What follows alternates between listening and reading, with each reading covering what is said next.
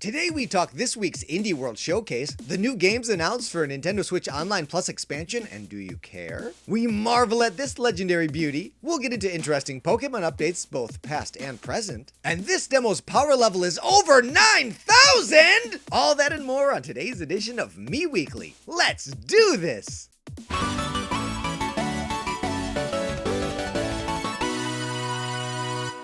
Hey everybody, welcome to another edition of Mii Weekly, this time for Friday, December 17th, 2021. I'm Hero TJ with Nintendo Wire coming to you from Taipei, Taiwan. I got a bunch of little news bits I want to spotlight today, so let's jump right in. Let's kick things off with the Indie World Showcase. I'm not going to go over each game individually because I don't really think that there's much to be gained from that, since if you're that interested in it, you can pretty much just watch it for yourself, and you probably already have. But to summarize, the most interesting games aren't coming out for a long time, or they already came out a year ago on Steam, and Silksong is nowhere to be seen. That just about covers it. But seriously, nothing here really spoke to me personally. That's not an insult to these creators or these games. I just wasn't getting much of a TJ vibe off of any of them. Just like everyone else out there, I've been waiting to hear an update from Silksong forever. It seems like several years ago there was a playable demo at E3, and it's been radio silence ever since. Every single time one of these Indie World Showcases crop back up, I keep hoping I'll get some news, but alas, the wait continues. We got a few new updates announced for Nintendo Switch Online. Well, that is to say, if you subscribe to the Plus expansion, Nintendo confirmed that next month, Banjo-Kazooie will be releasing on Nintendo Switch Online. I don't believe we received a hard date, just that Nintendo Switch Online Plus expansion pack members will receive Banjo-Kazooie in January. So there you go. If this is a game you've been wanting to play, now's your chance to rescue Banjo's sister from the Wicked Witch Gruntilda in all its substandard ported glory. Yesterday, 5 new games were added to the Genesis collection on Nintendo Switch Online Plus expansion. Most notable among them, in my opinion, is Altered Beast. And let me tell you, I am so sick of people poo-pooing on this game.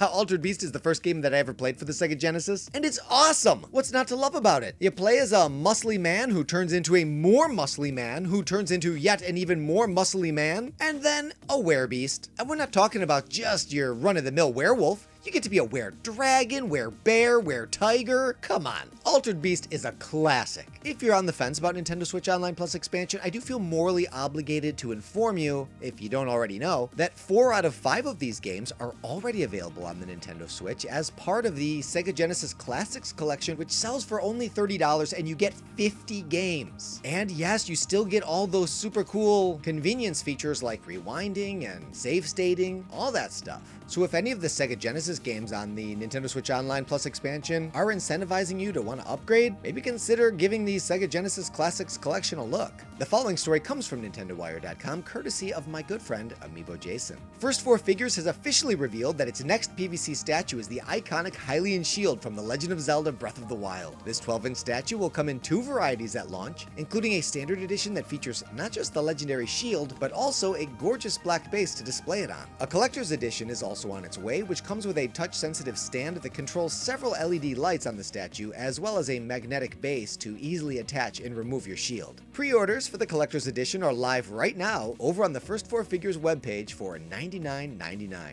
The first wave of orders is expected to ship in Q1 of 2022. I'll tell you what, if I had money burning a hole in my pocket, this legendary piece might be tough to resist. This week in Pokémon news, on Twitter, Nintendo of America announced that the Battle Tower is available to visit after you enter the Hall of Fame in Pokémon Brilliant Diamond and Shining Pearl. Take on the challenge and hone your Pokémon battling skills against a variety of trainers in 2 different rooms for single battles and double battles. Fulfill a certain requirement in the standard single battles or double battles to join the Masterclass battles. Challengers include gym leaders from around the Sinnoh region. In the Masterclass double battles, gym leaders and even the Elite Four have been seen pairing up. After entering the Hall of Fame in Pokémon Brilliant Diamond and Shining Pearl, you'll be able to encounter legendary Pokémon all over the Sinnoh region. The connection deepens between Nintendo's upcoming Pokémon Legends Arceus and Pokémon Diamond and Pearl. In addition to taking place in the same region, albeit centuries earlier, in a time when Sinnoh was known as Hisui, the latest trailer introduces the Diamond and Pearl clans. We get a look at the leaders of each faction, and they even reference the name Sinnoh, although contextually it's more like one might refer to a divine being than a place. So that's intriguingly mysterious, and mysteriously intriguing. We also learned that if you have Brilliant Diamond or Shining Pearl save data on your Switch, you'll be rewarded with a Darkrai and a Team Galaxy uniform.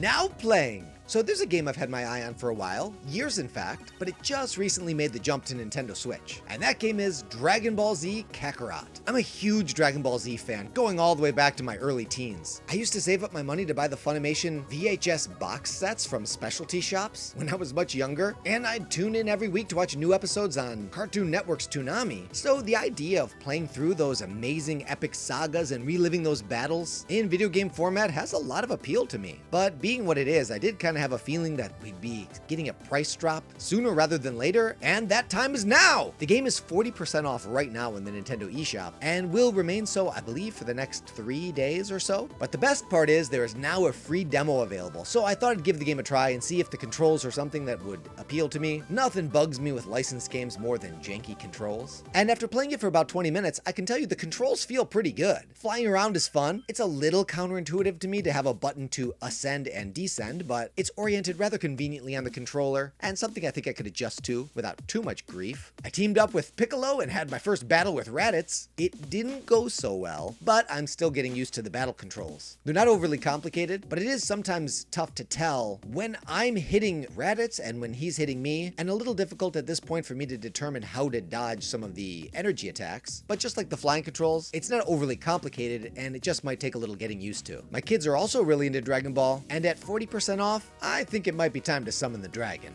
This episode's Spirit of the Week comes from L Mix. We're looking at number 78, Cappy, from Super Mario Odyssey. The following description comes from SSBWiki.com. Cappy was introduced as Mario's companion in Super Mario Odyssey, with the motivation of helping him stop Bowser's wedding on the moon in order to rescue Princess Peach and his sister Tiara. Cappy is a Bonneter, originally from the Cap Kingdom. Cappy's signature ability allows Mario to possess several different entities in the Mario universe. In Super Mario Odyssey, Cappy can be either fully part of Mario's abilities or be separately controlled by a second player. He also changes his appearance with the hat of Mario's choice, with his eyes appearing in the center to show off that he's there. Cappy appears cosmetically within Mario's moveset in Super Smash Bros. Ultimate, while using the up special, Super Jump Punch, which also changes the coins that appear to the regional coins from New Donk City. He also appears as Mario's side taunt, where Mario throws him with Cappy circling around him once before Mario catches him and puts him back on his head. In both of these instances, he retains the appearance of Mario's hat. Cappy is also available as a hat for the Mii fighters, in his Mario hat form. Should you equip the Cappy Spirit, you'll be upgraded with a strong throw. You can summon the Cappy Spirit by combining cores from Eslo, you know, that hat wizard from Legend of Zelda Minish Cap, and Boo Mario. Thanks to Elmix for the suggestion. If there's a spirit you'd like to see as the Spirit of the Week, please let me know in the comment section below, and if yours is selected, you'll be recognized in the episode with an on-screen credit just like Elmix. Now it's time to sound off. Like most of you out there, I'm always looking forward to the next big Nintendo game. Whether it's Mario, Donkey Kong, or The Legend of Zelda, Nintendo games are the reason why I purchase Nintendo systems. But every now and then, a little indie darling will sneak its way onto my Nintendo Switch system without much fanfare, and before I know it, I've dropped like 80 hours into it,